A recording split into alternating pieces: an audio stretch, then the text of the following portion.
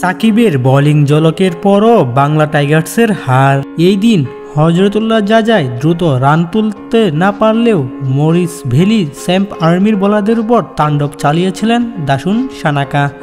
লঙ্কান ব্যাটারে ২৭ বলে অপরাজিত ৬২ রানের ইনিংসে ১০৬ রানের পুঁজি পায় বাংলা টাইগার্স।